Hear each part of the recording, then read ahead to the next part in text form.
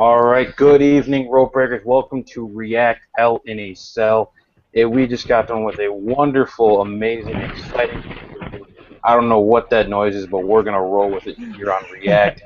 Let me introduce you to the panel tonight, the one and only, the living legend, Matt Donato. How are you tonight, my friend? Oh, I'm doing great after fucking kicking off Before the Bell episode number 6 earlier today, which if you missed Absolutely. your jabroni, go check it out.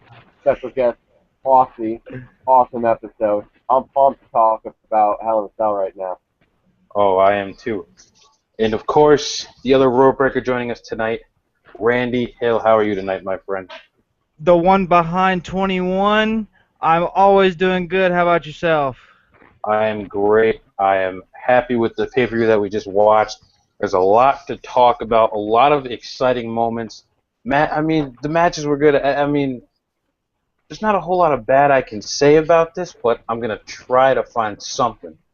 But first off, I want to kick this off with what we just saw as a pay-per-view close, the return of Bray Wyatt. How amazing was that? Matt, I know you're a big Bray Wyatt guy. You've been talking about it for weeks on Before the Bell here on React.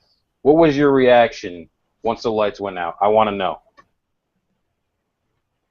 First and foremost, my actual reaction was, what the fuck is going on? I know I was sitting right next to Aussie as we were watching it together. His reaction was, are you shitting me? What the fuck's going on with the WWE Network? He thought the WWE Network was gone. I kind of had a sense that something else was going on, but I was kind of wondering myself. It was a what the fuck moment. And then when they had that chanting, that Latin type wording, I was like, oh shit, what is going on? I actually thought maybe Bray Wyatt, but I wasn't sure. I was reading a rumor from Kayfabe News saying that to be returning tonight due to a prophecy. But it was definitely an awesome, awesome end to that match. However, I'm going to surprise you because I personally feel like it happened a little bit too soon. I don't know about you guys. I was not ready to let the match go yet. I understand, him interfering in the match and kind of ending it got him a little bit of heat. But I just feel like it happened way too soon. I wasn't done with this match. I don't feel like it necessarily lived up to the standards of the way it was being sold on Monday Night Raw. I don't think it was a bad match whatsoever or a bad PG era Hell in a Cell, but I guess I was really expecting an instant classic, go through the middle of the cage like Mick Foley did, getting thrown off the top. I really thought we were going to see Joey Mercury or Jamie Noble go through the cage at some point. So I was a little disappointed there. I just wish they had waited a little bit longer. But as far as Bray Wyatt coming back, I'm freaking excited. Obviously, we're going to get Bray Wyatt versus Dean Ambrose, which is going to be amazing. Um, so yeah, I'm pretty excited about it. I'm definitely excited too. You're gonna get I'm sure we're gonna hear over the next week. We're gonna get a lot of IWC members saying, "Oh, Wyatt shouldn't have done that. He should have came back. He ruined the match." Blah blah blah. No, know your role. Shut your mouth. It's a perfect way to kind of end this feud between Rollins and Ambrose. It sets up a great feud between Ambrose and Wyatt. We're gonna have some amazing matches, and then Rollins can go on to face Randy Orton, and so all that stuff is kind of put to rest for now. So just think on that. Randy, your thoughts on what happened at the end of that Hell in a Cell match? Well, I gotta say, for starters, when the lights went off, I was right there with Matt and Ozzy when I was like, "What the fuck just happened? Did we lose connection? What the hell's going on?" And then I started hearing the chants, and then I saw the steam coming up out of the ring and the lantern, and I was like, "Oh yeah, oh I just marked out." It was absolutely incredible. I loved every freaking minute of it, man. It was unexpected because honestly, I didn't know that Wyatt was supposed to come back tonight. I thought they were still gonna build up the crap with the promos about him releasing the Wyatt family and everything like that. I thought that was what we were gonna get, but no. Wyatt came back and it was absolutely awesome. I cannot explain how entertained I am right now. That was incredible. Absolutely, I agree. And that hologram was such a nice touch. Whether the hologram was supposed to Yep. represent the spirit of Sister Abigail, whatever it was such a nice touch. WWE definitely did a good job at bringing Bray Wyatt back the right way. He's got tons of heat now. Bray Wyatt, yeah. Dean Ambrose is super over as the babyface now. So I'm so looking forward to this upcoming feud. But I want to dive into that Hell in a Cell match between Ambrose and Rollins. Uh, Matt, like you said, it was good for a PG era Hell in a Cell match. Definitely some good spots in there. Once I saw them fighting on the side of that cell, and they were right above the tables, before they even really went at it, I just called out loud. I said, double table spot. It happened. And then obviously bring the stretchers out, all that other good shit. And then the attacks. I mean, the thing that pissed me off the most, and I'm sure some people are going to agree, some people are going to disagree, but Kane just going out there with the fire extinguisher, I just thought it was completely unnecessary. And for me, it almost killed the match for me because I was like, okay, Kane hit him with the fire extinguisher. Now Rollins is going to pick up the win, and it's going to be a lackluster finish. Luckily, Bray Wyatt came back. We didn't get that. But overall, I was thoroughly entertained in that match. Lots of good spots. Loved the stuff on top of the cage. And then that spot where they went through that table, I thought Rollins broke his neck. Oh, my God. He just, like, folded like an accordion. It was such a good touch there. I'm pretty sure they were laying there for those 2 minutes saying, that was good, bro. Yeah, that was good. That was awesome. It looked good. And then they got up and went back at it. But I was so happy with that match. The crowd was happy. They definitely made the right decision in having them close the show. And I'm going to stop rambling about that. And I'm going to send it to the resident rambler, Matt Donato. I want to get your thoughts on that Hell in a Cell match. The resident rope break rambler. Oh, hell yeah. Like I said before, I didn't think it was a bad match. They had some great spots, like you just mentioned with that table. I thought that was amazing off the top rope, the way they had that set up. I thought it was kind of funny, and I'm sure you guys caught this, but I think what happened when Dean Ambrose came out with the medical bag, because there was obviously another bag there planted for him to grab. Right. I think he grabbed the wrong bag, opened it, was like, oh shit, and just dumped it all over the ring. He's like, wait, this isn't the bag. There's like gauze laying all over the place. But, they had some good spots. I didn't really actually care for, and I was really pissed at the crowd. I didn't care for the fact that they got, when the double table break spot, I knew that was coming too, very predictable, and I didn't feel like it was very fluid. I know it was a really high spot, so I'm not trying to be too critical of it because it was a dangerous spot, but they kept looking at it a lot, so you kind of knew that they were both going to fall, and it wasn't like they both hit each other's head and then dropped. They kind of were like 1, 2, 3, and then they threw themselves off. Wasn't that? It was kind of lackluster for me, and I got pissed automatically at the crowd because they were chanting, "This is awesome." I'm like, they just broke through a fucking table. That's all they've done so far. It's not that awesome. Give it time. I was like yelling at the crowd. I'm about to go heel on the fucking audience. I mean, in comparison to Orton Cena, it was definitely a much more, authentic Hell in a Cell match. But as far as, going off of the way that Mick Foley sold it on Monday, that you will never leave this the same, my first thought is like, this is going to be one of the most gruesome matches I've ever seen, and I just don't feel like it lived up to the hype. I was extremely disappointed in the overall hype of the match versus what we actually got. Not saying it was bad, just that I was left kind of wanting more, and I felt like it ended way too soon. And I just wish they had held off a little bit longer. I know they're cut for time, but Right. Fucking throw Sheamus and. Well, let me pose this question, and I'll pose this question to both of you. Would blood have made that match better? Yes. Absolutely. Yes, it would have, hands down. Absolutely. I have to agree. I think. You can have, for me. Sorry, I didn't mean to cut you off. For me. Yeah, go ahead. For me, it just doesn't make it. And Aussie also said the same thing. We were talking about this a little while ago. It just feels like it doesn't feel as realistic without blood. When you're getting hit, when you're getting thrown up against a metal steel cage, you expect there to be blood. That's just realistic. Mm-hmm. I know Mike Chioda went down, and he touched Ambrose's hand. He put his finger in his hand. I thought he was flipping him a blade or something. I got really excited, and then he kind of opened his hand. There was nothing there, so I was like, ah, man. I'm like, oh, we're going to see Ambrose's blade, and then it didn't happen. Shit. But yeah, blood would have definitely made it way more gruesome. Um, the chair shots were a nice touch, but I feel like it just pretty much to me was a TLC match without a tables and ladders match, with the cage. I mean, yeah, they got on top of the cage. I just feel like they did all their big stuff right before the start of the match just to get it out of the way. I didn't feel like it was broken up enough for me. Like I would like to see a much bigger spot.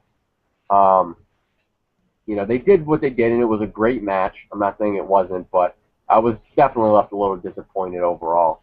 But yeah, blood definitely would have made it better. Definitely. Before we jump to Randy's thoughts on that, we got some rope breakers weighing in here. Sir Tommy T, otherwise known as Yogi, saying, "Evening, where's Aussie tonight?"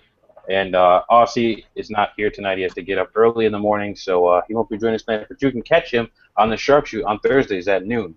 J-Dub weighing in. It said live in the corner, so I knew it was Bray Wyatt, obviously referring to the Bray Wyatt spot.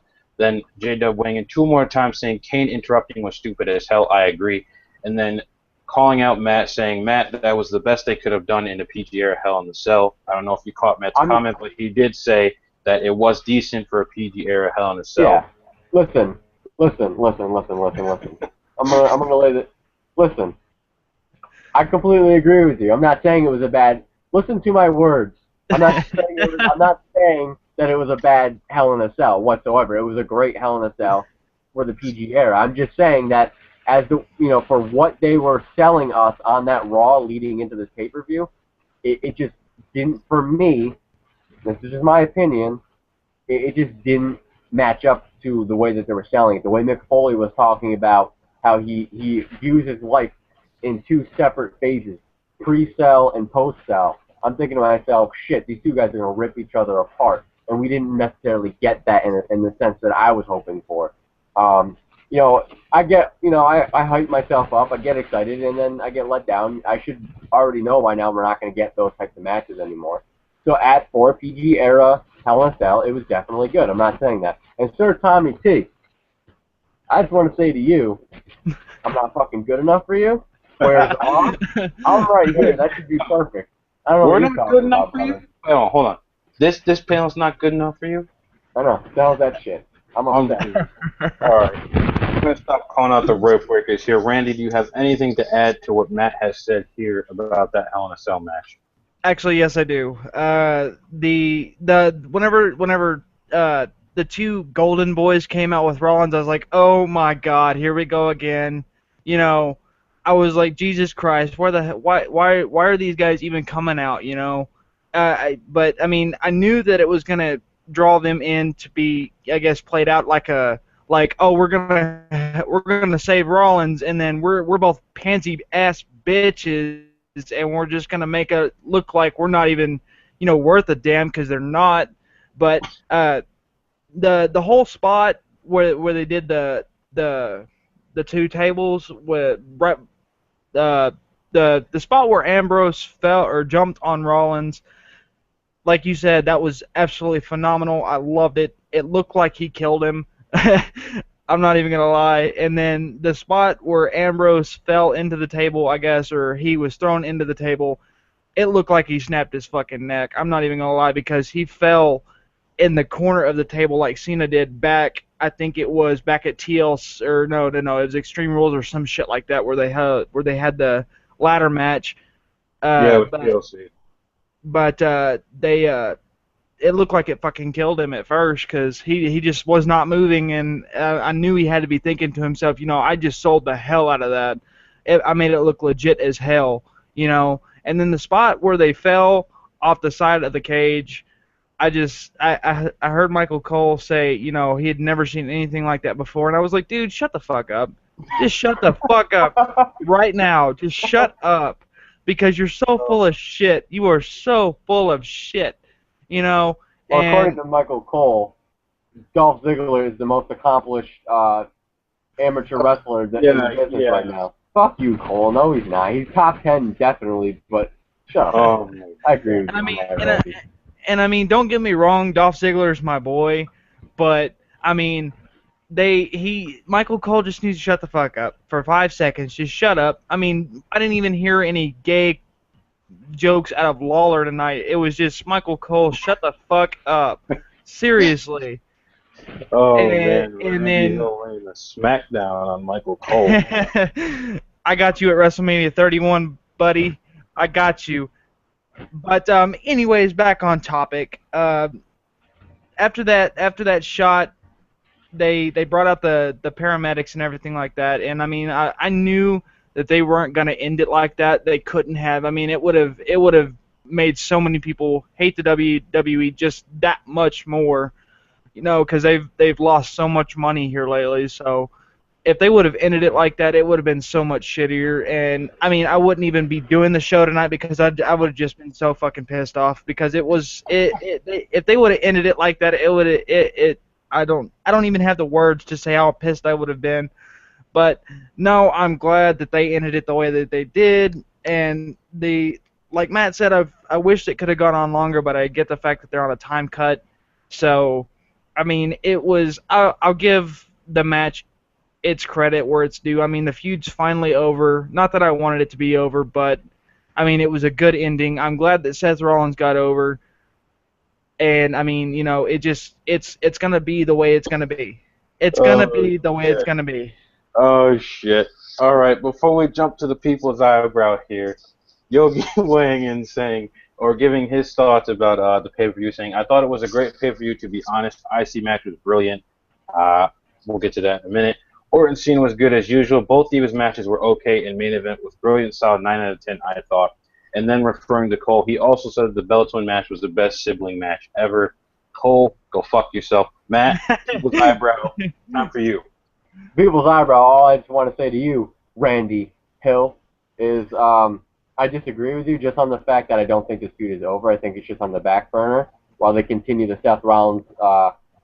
They'll do Seth Rollins versus Randy Orton, and then they're going to do Bray Wyatt versus Ambrose. But I do think we're going to see Seth and Ambrose again. Not that far down the road. I just wanted to throw that in there. That was all the eyebrow was about. Just disagree. All right.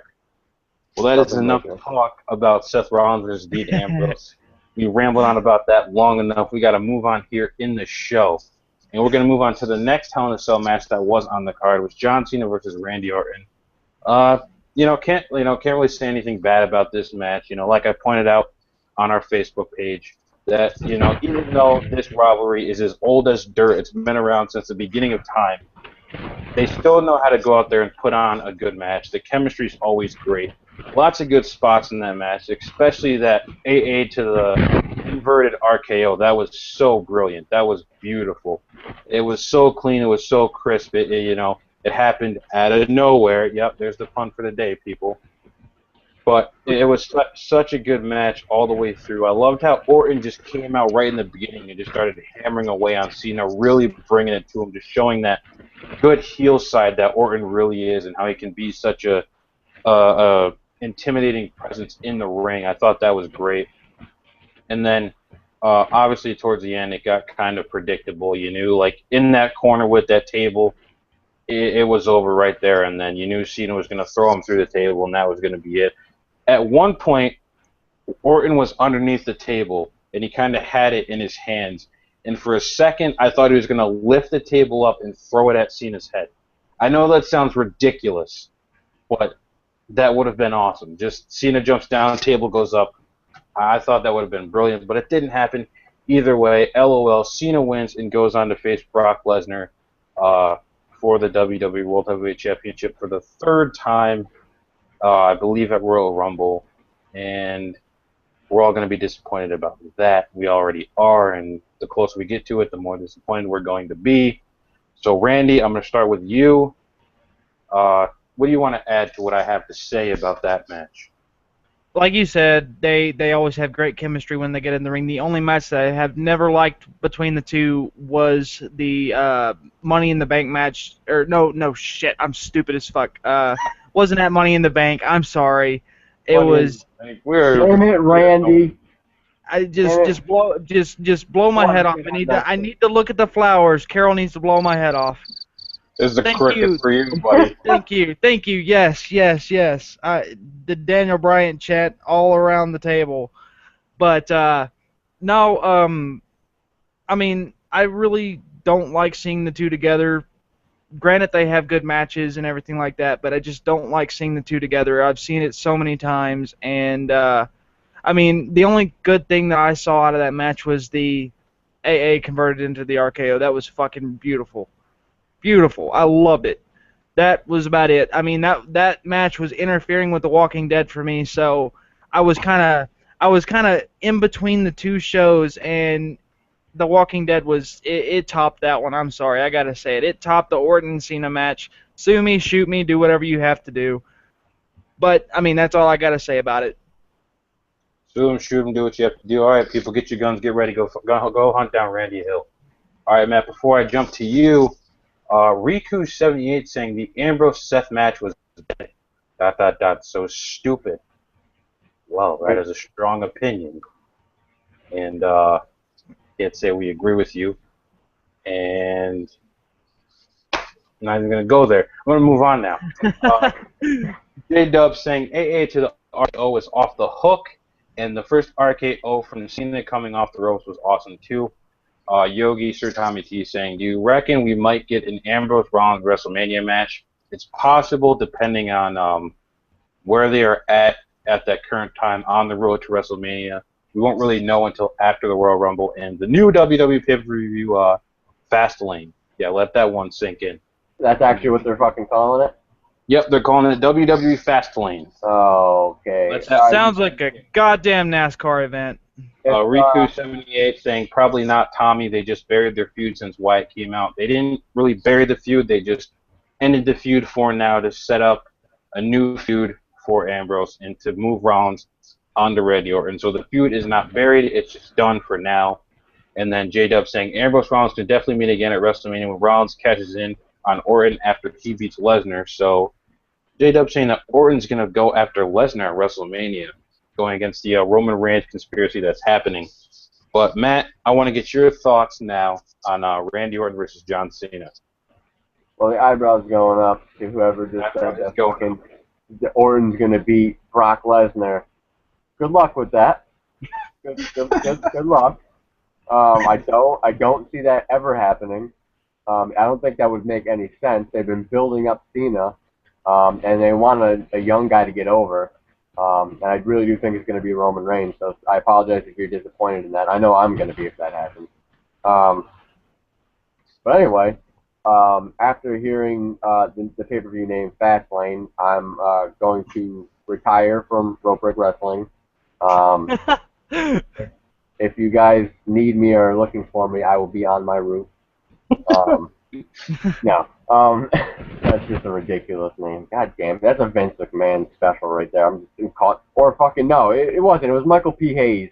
It was that piece of shit. See, my biggest issue with WWE Fastlane is I explained this to you the other day. I know they already have the John Cena game called Fastlane, but it just sounds like another WWE racing game where the cars are based off superstars and each car has a special power and all this other bullshit. It doesn't sound like a pay-per-view, and that pay-per-view is going to tank. It's not going to last. I'm saying it now. It's not going to sell. Nobody's going to want to watch it. There's nothing good about it. Nothing good about the name. It doesn't, like, what happened to Vengeance? What happened to New Year's Revolution? Or wait, was it Revolution? Or I know we got those confused. New Year's Revolution. Oh, it was Revolution. New Year's Revolution.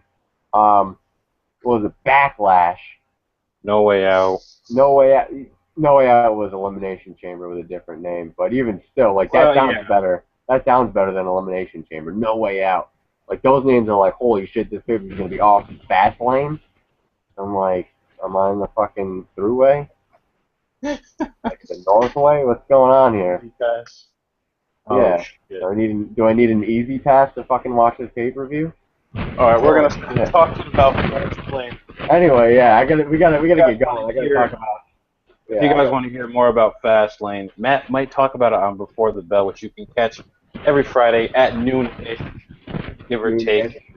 So, Matt, let's get back on topic here, and let's hear from you what you thought of John Cena versus Randy Orton. I thought it was a decent match. I didn't think it was a very good Hell in a Cell.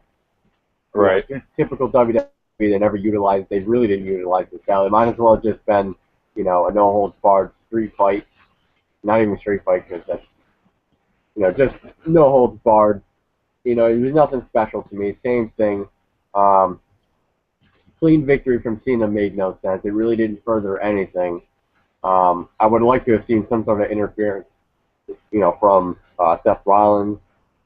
I don't know. I just didn't think it was that special. I didn't think, like you mentioned, I like the attitude adjustment into a RKO.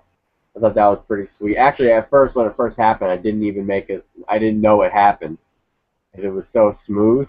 But when they replayed it like a million times, fucking keep replaying it 100 times. We got it. We saw it the third time you replayed it. And Michael Cole saying the same thing every single replay. Wow, that was amazing.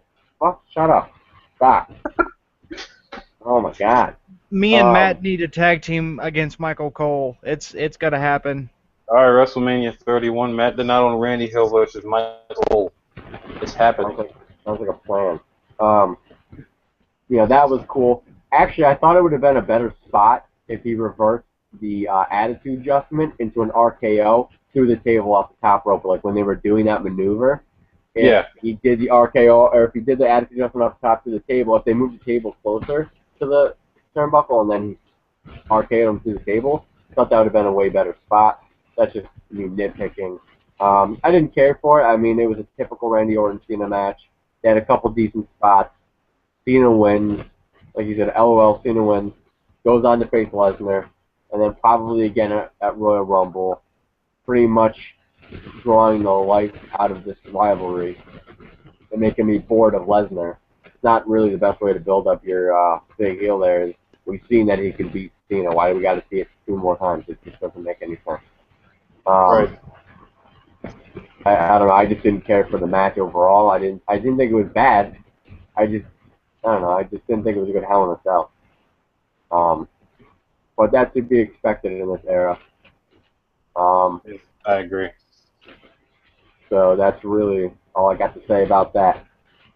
The Rope Breaker's still arguing over here in the comment section about Ambrose Rollins, Bray Wyatt's interference. Riku78 chiming in about the feud between Ambrose and Rollins, saying, "It's buried in my eyes. They should have let them go at it. No, they had to ruin the match with Wyatt, who had no reason to even show up at the pay-per-view." I kind of disagree with you there. They've kind of been teasing his return for weeks. We didn't really know when was going to return, but, it happened, and like I've stated already, it's going to set up a better feud for the future. And then Yogi weighing back in. It's not buried in any way at all. It's ready to be picked back up. J-Dub saying Fastlane equals capital punishment. And then Riku78 saying, again, Cena's going to get wrecked by Lesnar. That's a given. But we have to watch that match again. And the People's Eyebrow has come the third time here on React Hell in a Cell. So, Matt, let the People's Eyebrow speak. This is a fucking milestone 3 times in a row. You're not going to get that in the bleachers. I want to talk to Roku 70, whatever the hell the numbers are following after. It doesn't matter. I don't necessarily disagree with him or her or it or other, whatever the hell. I don't know. An alien. I don't know. I'm not judging you. Thanks. I'm not judging. I'm not judging you. I don't know who you are. But I don't necessarily disagree with you. I don't think that it's buried. I don't think that it's over with. I do agree with the fact that it should have gone longer. I think had it gone longer, I think your opinion might be different. That's just me. I know mine would have been. I do think that they built this feud up, and I don't think it really. I just was left disappointed that they didn't really do anything substantial. This feud has been building up, and it's supposed to explode. And I don't really feel we got that. And I get the heat towards Bray Wyatt. I do think that he should have returned. I do think that him coming back was a good idea. Like I said, though, I think it was way too premature. I think they should have waited till later. Who gives a shit if it goes to 11:15? You've done it before. Who gives a damn? It's not like you have a cable provider to deal with. Nobody really has those pay-per-views on anymore. I think they have Time Warner. still, that's Time it. Warner. Who gives a Time shit Warner. about Time Warner? I think that's it. I don't know. If you got a fucking problem with that, take it up with Bill Cowher. Fucking Oh, Time Warner. we're gonna move on here after that. Brought up Coach Cowher. We're done here. All right, we're gonna move on. I'm gonna kind of bunch these together here. I'm gonna bunch both Divas matches together. They were both good matches, surprisingly. They both had a good amount of time to show what all the Divas involved could do. You know, Nikki and Brie have been getting a lot of heat for a while, and you know they went into this match and did a pretty decent job at selling rivalry and doing a good job in the match. Same with AJ and Paige, did a good job all around, lots of good stuff in there. And then you know Paige kicking Alicia Fox out as her best friend at the end. But overall, I was impressed with these Divas matches. Glad WWE gave them the time to shine when they needed to. And that's all I got to say on that. You guys got anything to add about those Divas matches? I mean, I always have something. Oh, go ahead, Randy. I already No, talked a lot. no. I was gonna tell you to go for it because I'm still trying to come up with something to say. All right. Well, I always have something to fucking say. That's just my deal. Vintage Matt. Vintage Matt Donato always got something to say. Always running his mouth, flapping his gums. I'm actually gonna go out and actually say something that might annoy Alec, the resident Paige fan. I actually didn't hate their match, but I thought that Nikki versus Brie was actually a little bit better. I just felt like I disagree. I feel like it wasn't really technically sound, and it should have been because they're both really good in that aspect. Right. I just felt like once again, you know, Paige is kind of falling back on her taking really heavy bumps. That's really all to me this pay-per-view was Paige taking some decent bumps, like that her hitting her head. And by the way, once again, fuck Michael Cole for screwing that up. She hits her head, and all Michael Cole said is silent. All he said is, I think she just hit her head. Are you kidding me? Like, really? That's how you're gonna sell that? Really? Take your headphones off, put your goddamn head down, and stop. Stop talking for the rest of the pay-per-view. Shit. That was terrible. I was so annoyed by that. But I really thought that, Paige and AJ was definitely decent. The whole Alicia Fox thing, that's just gonna bleed into Total Divas. I think that's all that was about. But Brie versus Nikki was decent. I liked the match. I love Nikki's finish. That was awesome. And that punch at the end was sold really. They both sold some really great moves. But I don't like the stipulation. I think it's going to be fucking stupid. It's going to be dragged out. It's been done before multiple times. I'm not interested in seeing it. And we all know it's going to end with either Brie beating the shit out of Nikki or Brie quitting. Those are the really only two options. So it's predictable. It's stupid. I don't care for it. And that's really my 2 cents. And like I said before, that's all I got to say about that. Randy, take the microphone from me because I'm telling you, Rope Breakers are fucking annoyed with me already. Like, shut this clown up. The Rope Breakers are having their own debate here in the comments. I don't mean to cut you off, Randy, but it is getting heated in the comments. Riku78 saying Wyatt could have came up on Raw tomorrow night, did his thing, but ruined a good match. And then responding to Matt saying, I'm 22, been watching WWE for years, just can't wrap my head around why they had to put Wyatt in it. Yogi Wang back saying, because it gives Rollins and Ambrose new fresh feuds, which they will both gain from, and then they will go back to their already intense feud after Christmas, what's not to get.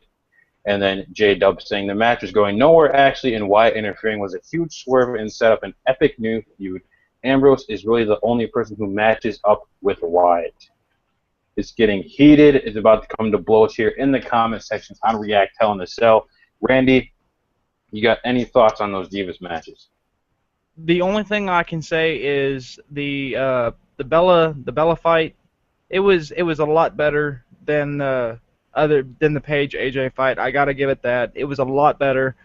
But that's all I really have to say about that. And then the whole Paige and AJ thing, I get the fact that they cannot put Paige over as champion because she is now on Total Divas, and Vince does not want a Total Diva being his Divas champion And that I mean, I get the fact that they're two separate shows, but it just doesn't make any sense to me. How the fuck are you gonna have all these divas from Total Divas still on the show and then not give them a chance at, glory by giving them a title? I get the fact that you're gonna give them the show and everything like that. I get that, but I mean, there's what, maybe two, three, four divas left in WWE that are not on the show. I think I might be exaggerating at this point, but I think that's about it. And then I mean, they're AJ has already fucking got the longest divas title reign in WWE history. So I don't understand why they won't give it to somebody else at this point. But I mean, I get the fact that they wouldn't give it to Paige because she is now a total diva. I get that. But I mean, that's it. That's all I got to say. All right. Well, I think now that all the divas are on the show, or the majority of the divas are on the show, WWE's hands are tied, and they have to give it to someone on the show, even though the storylines don't ever match up. As I've stated before, just keep them separate. Just don't mention the Divas Championship on the show, and just let the storylines on Raw be the storylines on Raw. And it just keeps things easier that way. And it's really not that hard to do. So whatever reason WWE has against it, I don't know why. Even Stephanie McMahon said in an interview last week that that rule wasn't true. So I'm wondering what the issue is here, is because some divas have said, no, we can't hold the title. And then you have Stephanie McMahon, the chief brand officer, coming out and saying, oh, yeah, they can hold the title. That rule doesn't exist. So it's definitely a he said, she said thing going around right now. And it'll be interesting to see what happens in the coming months with that Divas title and who gets it. Let's see here. And then J-Dub weighing in, Bella's match was better than AJ and Paige. And then they should just wrestle on Total Divas at this point. Change the name to Glow. All right. Well, we're going to move on from there. Enough about the Divas. We are slowly coming to the end of the show here, but we're going to keep talking until we run out of stuff to talk about. Next match I want to talk about, Cesaro versus Ziggler. I wasn't impressed.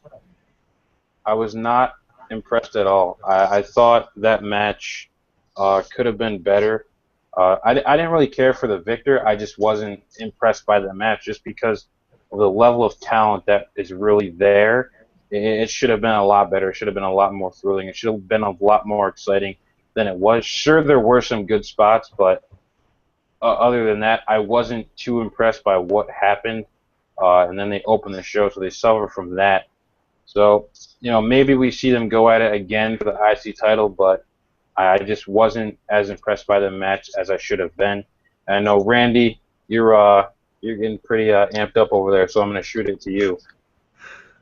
How can you say that about Dolph Ziggler? He got 2 clean wins over Cesaro. That says it all right there. That says it all right there. I know Cesaro has excellent amount of talent, but I mean, Ziggler did it. He fucking did it. He didn't get pinned not once. He saw the living shit out of everything Cesaro gave him.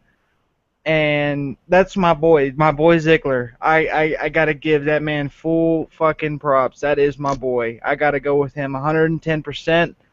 And yeah, anybody else who disagrees with me, then you can just suck it. Well, you could suck it. So Matt, I'll shoot it to you.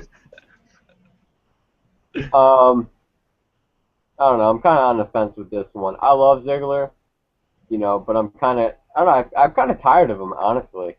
I really like the guy. I think he's got a lot of talent, but I mean, I haven't seen anything new out of him, since really he's debuted. It's the same thing, the same gimmick, the same moves. It's just getting kind of boring and stale to me. Yes, he sells really, really well, but after so many years of him selling very, very well, and that's all that he brings to the table for me, it's like, yes, he can wrestle. I'm not denying that. I wish that they gave him more mic time, and I'm glad that he's the IC champion. I think he deserves it for being in the business so long. But I'm just kind of bored with him already. I'm kind of getting tired of Ziggler. I haven't seen any really much improvement. He seems to be really stubborn. I don't know. He's just a pain in the ass to me. And I love Cesaro. He's one of my favorites. Um, and I'm on the fence with it because I didn't think it was a bad match. I didn't really think it was the greatest match of all time. And I can see exactly where you're coming from, Alex, with, it really didn't live up to their talent. Um, and I can agree with that. I thought that for who both of them are, I felt, and I kind of got to put a little bit of that on Cesaro. I felt like Cesaro didn't bring it. I felt like he made a couple of mistakes in the match. I don't think it was as fluid, and I thought a lot of that was on his part. However, I've said this a lot before, and I'm sticking to my guns every time I say it. I really do think Ziggler needs to slow down a little bit. I think he goes way too fast in the ring. It's not that I'm saying that he can't go fast.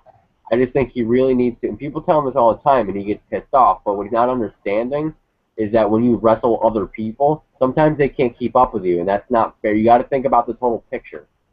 Just because you can do it, that's awesome, and you're amazing for being that athletic, but then it makes him look bad, and when it makes the other guy he's wrestling look bad, and when he's making the other guy look bad, it's also making him look bad, and the whole match just ends up sucking, because the other guy can't keep up with him, and that's not good for the match as a whole.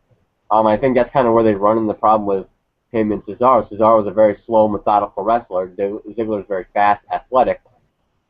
They have some great matches, but I think Ziggler needs to slow down a little bit. If you were to slow down and make each move more technical and really start to mesh, I think that match could have been 10 times better. I did really like, though, that Ziggler got both pinfalls. I think that made him look really, really strong. Especially after losing all those matches. Exactly. And I was saying to Aussie, I was like, I hate these matches. I hate the 2 out of 3 falls because it ends up one guy wins one, the other guy wins the other, and then we're just stuck with they got to figure. And then it becomes just a singles match and it's completely pointless.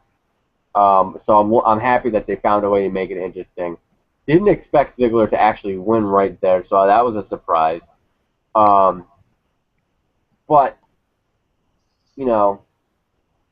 I'm happy with Ziggler. I'm cool with Ziggler winning, but I'm worried about Cesaro because, he won a few of those matches on Raw against Ziggler. But before that, what was he winning? He lost to Sheamus. Now he lost again in a very convincing fashion to Ziggler. Where does that leave Cesaro? I feel like that was kind of detrimental to him, and I hope he doesn't get left in the dust. That kind of worries me.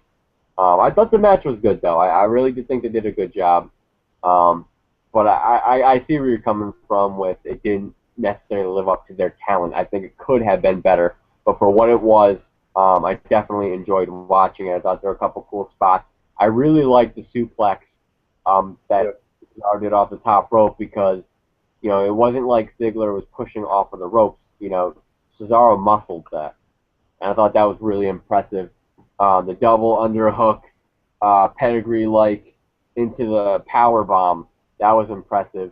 One arm, he did the one arm backbreaker. It almost became a botch, but Cesaro with his strength saved it. The catch European uppercut, which was beautifully done. Ziggler sold that beautifully. Absolutely. And I'm not against him selling. He's an amazing seller. I'm not against Ziggler. I really like Ziggler. I'm just I want more out of him. Right. So I thought this victory helped him. But it all, for me, depends on where they go with him from here. Because I'm just getting bored with his gimmick. I feel like he's getting stale. This victory was good, but, where do they go from here? Can they continue to capitalize on that? And then what are they going to do with Cesaro? But I did enjoy the match. All right, J-Dub weighing in about our conversation about this match, saying, I thought Cesaro-Ziggler would go longer, but Ziggler definitely got a push as IC champ and brought the belt much-needed relevancy. They need to give Ziggler a mic and let him move up off the mid-card. Definitely be nice to see Ziggler get some more mic time. I don't want to see those screaming promos that he always does on the WWE app. Even though they are good, it's just not going to translate well when you're in front of a live audience. So definitely would like to see him get more mic time, get more ring time. Do I see him moving into the main event or anywhere on the upper mid-card? Possibly. Depends on what happens with the IC Championship moving forward. But we're going to move on from this subject here. That's enough about Ziggler. Definitely a match that we had some doubts about going into it, but really got some solid selling in the past 2 weeks was Rusev versus Big Show. That was a match that I know I doubted, Matt. I know you doubted. Um, what did you honestly think about that? Did you think it lived up to the hype, or were you let down about it? I don't think that it. I wasn't let down about it. That's for sure. Let's start right there. I wasn't let down. I didn't think it was a bad match at all. I was actually surprised. I thought I give that 100% of the credit to Rusev. He really did a good job at carrying this match, and really having it revolve around him. I didn't really care for how Big Show sold getting knocked out. I know Aussie was confused. He was like, wait a minute, what just happened? Did he tap? I'm like, no, he passed out. And I thought, Mark Henry did a way better job at making it look like he got, like he passed out. Mark Henry coming out, I actually almost thought heel turn from Mark Henry. Me too. I thought he was going to attack Big Show. That didn't happen, which I'm kind of happy because I don't want to see Mark Henry versus Big Show. That'd be terrible. But as far as what I originally thought to what I saw, I was definitely pleasantly surprised. I thought it definitely did its due diligence. Holy shit, can't even talk. I got the freaking Bubba Ray Dudley syndrome. I thought it definitely lived up to some of the hype. And I got to give some credit to Big Show. He did a decent job. But I'm begging the WWE, if you're watching this, please do not continue this feud. Stop it where it is. I don't want to see Mark Henry versus Rusev. I don't want to see Big Show versus Rusev. It's done with. Leave it alone. Move on to your next opponent.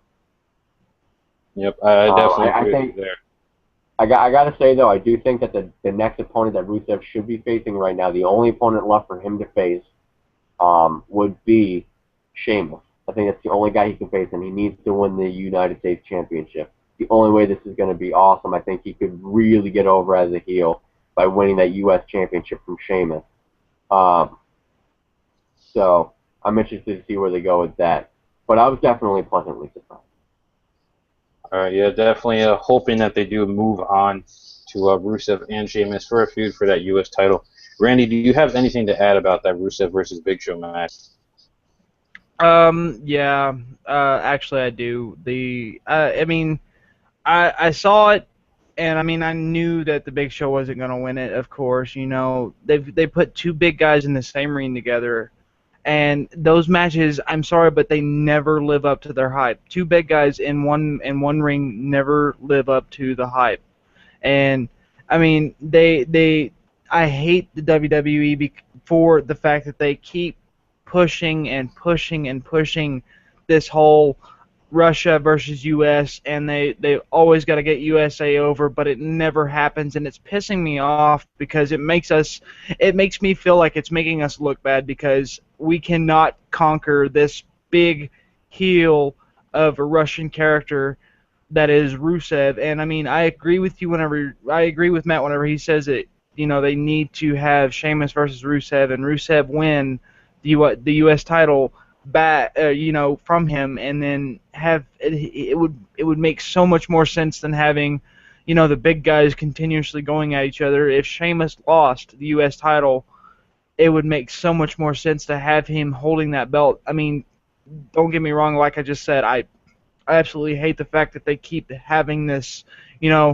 these epic promos of the U.S. being how great the country is, and having our U.S. soldiers showing on screen, and then they have all this crap with Putin and everything like that. It pisses me off so bad because it makes us look bad. It makes me feel like it's making us look bad. Does that make any sense at all?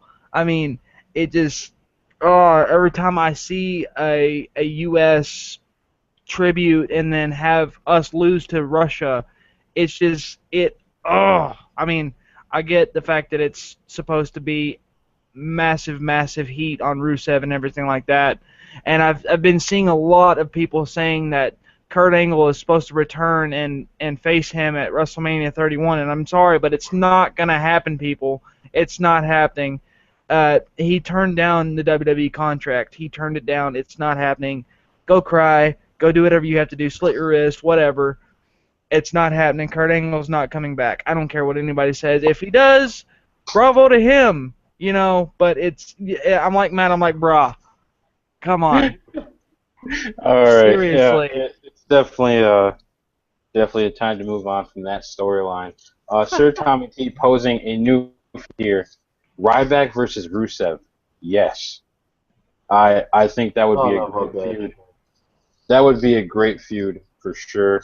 Two big guys, both very extremely athletic in their own right. So it could happen upon Ryback's return, who was backstage at Hell in a Cell tonight.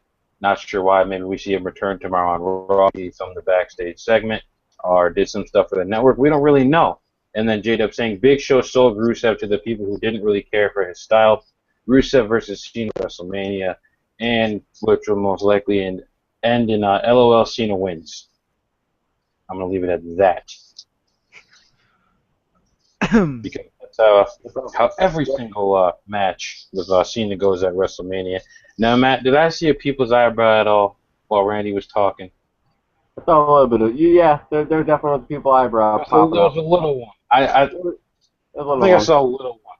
It was popping up. It was like the baby's eyebrow. Yeah, yep. It was a little one. It was popping up of a couple things he was saying, but that's all right. That's right. He's entitled to his opinion. He's entitled to his opinion, and it's wrong, but he's entitled to it. It's wrong, but he's entitled to it. Oh shit. Oh man, you see what happens here on the React panel. Oh man. It might be me versus WrestleMania 31. It might come down to that. He might beat my ass, but it might come down to it. That's fine. We'll see what goes. We'll see what happens. My eyebrow was really just because shit. I'm not gonna remember what he. I don't even. That was a while ago. I don't even remember what I put it up for. Sometimes it has a mind of its own. Sometimes it just goes up. I think I had to about Rusev. Remember, just go with the Game Show. I don't even remember. All right. Yeah, that was so long ago. He doesn't remember. We're just gonna move on from that now. Surprisingly, what I was most impressed about during the Miz versus Sheamus was Damian Mizdow Sandow and his ability to sell himself without being in the ring. I love it. I love every single minute of it. He's so over with the crowd, and he's not even wrestling. That's the best part. The crowd loves this guy, and he's never like in the ring. I mean, he's in the ring at house shows and stuff like that, but really, he does such a good job at being this comedic, mediocre rip-off D-list stunt double. It just works so well, and I really can't wait for the feud between the two. You know, whatever it may be, saying I'm the Miz, no, I'm the real Miz, whatever it may be. I'm definitely looking forward to it, and hope that it does happen sometime down the road. And we kind of hit on every match here at the pay-per-view except the Usos versus the Dust Brothers in the Tag Team Championship match. It was a good tag match. That's all I can really say. I mean, were you guys impressed by it, or was it just something that we've just seen week after week on Raw? In my opinion, go ahead. Nope. Damn it, Randy, you started, so you're gonna finish what you were saying. Well, fine. Yeah, in my opinion, the Paige AJ match was better. It was way better than that. That's all I got to say about it. I'm tired of seeing the Dust Brothers and the Usos. They need to fucking move on with it. Just get it over with. It's over. It's over. Paige and AJ was much more entertaining than that shit. Come on. That was strong words. A Divas match is better than a tag team match. Almost breaks my heart a little because I love tag team matches, but I don't disagree. Definitely ready to move on from this feud, and hopefully we see someone else challenge the Dust Brothers for their so-called Cosmic Keys. Matt, your thoughts on that tag match? I thought the match itself was pretty decent. I liked the finish a lot. Although what I didn't understand is I don't remember which Uso it was, whether it was Jay or Jimmy. But at the end of the day, it doesn't matter which Uso it was. Damn Samoans, they all look alike. Wow. I apologize to any Samoans watching this show. That's That was right. really uncalled That for. was racist. I love all Samoans, and I especially love your cookies. Although there's some. Oh, I'm sorry. The Rock They're doesn't give a delicious. damn about your feelings, Matt. That's fine. I love Samoas. They're Hold on, delicious let me cookies. ask you. Okay. Do you give a fuck about Matt's feelings? He says no. He says no.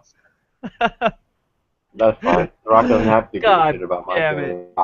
He can do what he wants. All right, but anyway, the tag match I didn't think was bad. I thought it was solid. But like you said, same thing we've been seeing week after week after week. I'm kind of tired of the same four guys getting two tag teams doing the same thing. It's time for a change. I'm hoping for the Ascension. I'm hoping for Luke Harper and Eric Rowan. I do think that an Uso victory would have made more sense, especially because the only tag teams that we right now come. It doesn't make much sense for them to attack another heel tag team. It's just going to promote faces. Rowan and Harper, if they do stay as a tag team, which I'm hoping that's the only way this is going to work out, they're going to have to come in as heels. Same thing with the Ascension, who'll be coming in with Bray, who just returned. So having Goldust and Stardust win made no sense. They could have really capitalized on a brother versus brother, some kind of feud. They could have really, as has been brought up multiple times, everybody can see that they could have capitalized on that with the Uso win, and then having the Ascension come in and challenge them right away for their titles, I think, and then have the Ascension eventually win it. At Survivor Series, I think that'd be a huge way to bring a new tag team in. It was kind of, it was a good match, but like you said, same thing, and we've been seeing week after week after week. I'm kind of tired of it. And that's really all that I have to say about that match. And we'll most likely see it as the opening match on Raw tomorrow night. Before we get to everybody's favorite segment on the show, just a couple more rule breakers weighing in. Sir Tommy T. Why do I feel like Lesnar versus Cena 3 is setting up Cena to win? If Cena does win, I will break this laptop, break my TV, break every electronic piece of equipment I have, and quit rope break for life. Fact, as Tyson Kidd would say. And J-Dub saying Mizdow is the most entertaining thing in all of WWE at the moment. Very strong statement about Mizdow. But now it is time for everybody's favorite segment of React, the letter grade and final thoughts. Randy, you're up first. Letter grade and final thoughts. Well, I'm going to go ahead and say one thing about the Mizdow thing. The YMCA part right at the end, that was absolutely fucking gold. I laughed my ass off whenever he lifted Miz's hand and San Miz, or whatever the fuck you want to call him. He lifted his hand up and then he dropped it, and then they did the YMCA thing. Oh god, that was awesome. I loved it. It was hilarious. But I mean, overall, it was a really, really, really, really, really well booked pay-per-view. It was a lot better than I expected. And I mean, I gotta say one more thing. The stages are pissing me off. They're keeping it with the Raw stage, and I don't even know what to say about it anymore. I get the fact that they gotta keep it cheap, and they gotta keep it, whatever Vince is doing with his money, it's none of my fucking business. But I mean, I hate the pay-per-view setups, dude. I really do. They might add maybe a couple of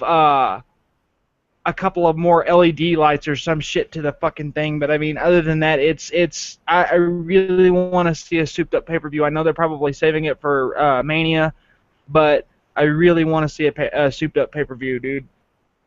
But other than that, I mean, solid show. I love the hell out of it. I'll give it a solid A. It was a damn good show. Good show. Randy's first A here on a React show. So, Matt, I'm going to throw the ball over to you. Your letter grade and final thoughts about Hell in a Cell. Man,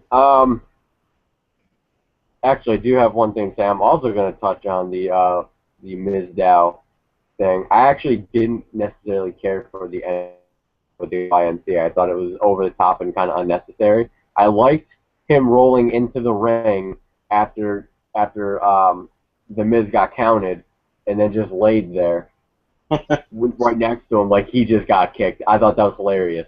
The lifting up the hand and then dropping it, that was great. But then when they kind of took it a little bit too far, I felt they kind of dragged it along. It was unnecessary. I didn't really personally care for it. I didn't think that it wasn't funny. I just didn't think it was necessary.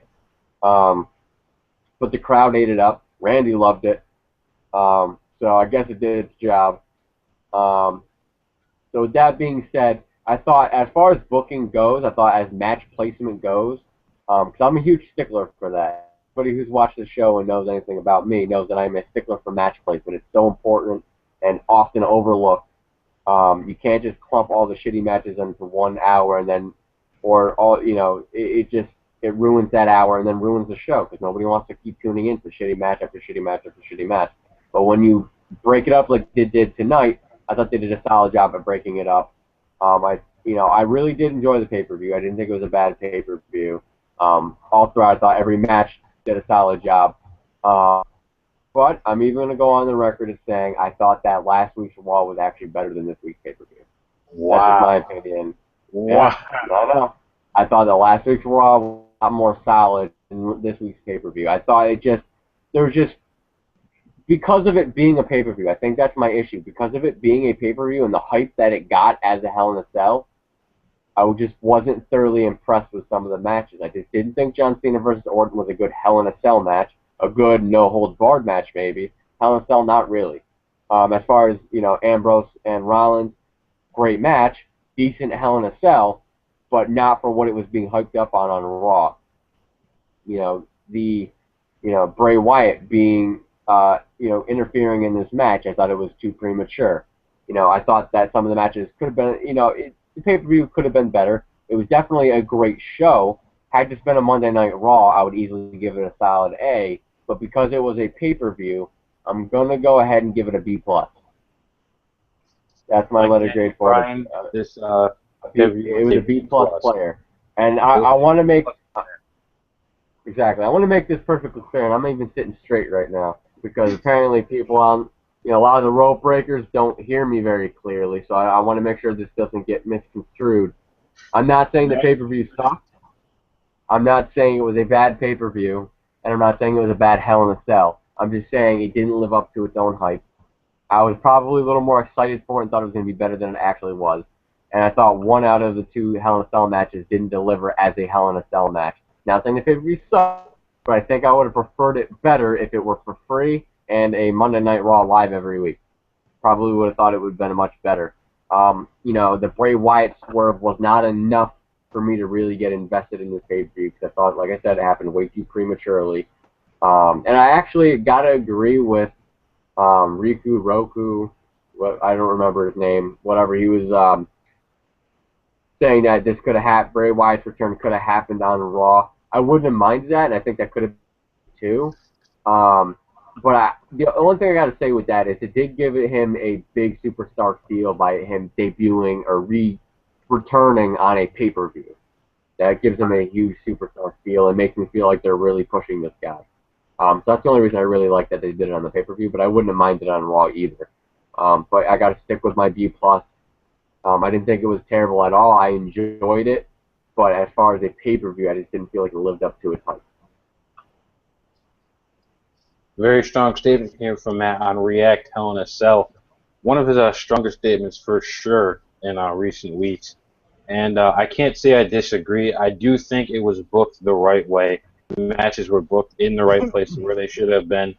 Wasn't any filler bullshit, which usually we get around this time of year because they don't really know what feuds they're going to do or what matches they're going to put. So we usually get a lot of filler stuff. Could it have been a Monday Night Raw? Definitely. It definitely could have been a Monday Night Raw.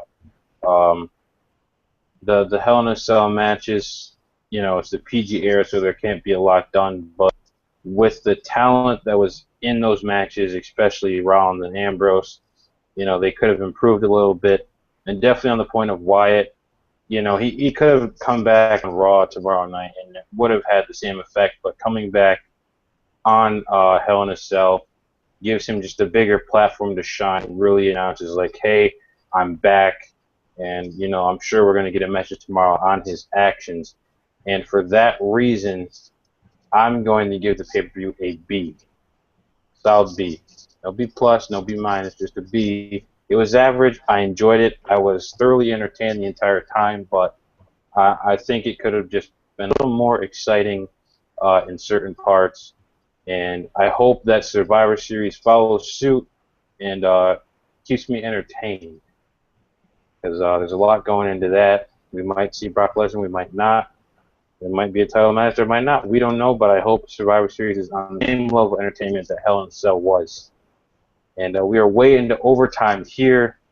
We're going to close out the show here very shortly. But listen, guys, we got to tell you something. And it's in regards to your friends. And you all know the drill. And Matt is the only one who talks about friends here. So, Matt, preach to these people about their friends and rope. Oh, I will. Oh, don't you worry. They know what's coming. They know exactly what's coming. I go over this every single time we're on React. We're on Before the Bell. Even when, way back in the day, if you can remember this far back when we were doing Rope Break Radio, all the way back then, I was talking about it there. This is some serious shit, so you really need to buckle up and listen. If you have friends that don't know about Rope Break, if you have friends that don't know about Rope Break, if you're a rope breaker and you have friends who don't know anything about us, never been to our site, has never liked our Facebook page, never even seen our Facebook page, then not only are you a terrible friend, that's obvious, but you're being neglectful, and that is just a terrible way to live. You need to spread this lifestyle. Don't be selfish. Don't just I know it's amazing. Don't just keep it all for yourself. Share the wealth. Rope break is a lifestyle, and if you are not living the rope break lifestyle, then you're not really living. And that is not me being biased. I know what you're thinking. I work for Rope Break. I run Rope Break. I'm a co-creator of Rope Break. He's being biased. No, I'm not being biased. That is just a fact of life. That is plain and simple. You can go to the bleachers if you want. You can go cage side, but I'm promising you, it's not going to be as good as what you can get in the ring with Rope Break. And as Tyson Kidd says, fact. Fact, signed, sealed, delivered from Matt Donato. Can't get this in the bleachers. You can't get this cage side. Listen, guys, this pay-per-view is over with. Guess what?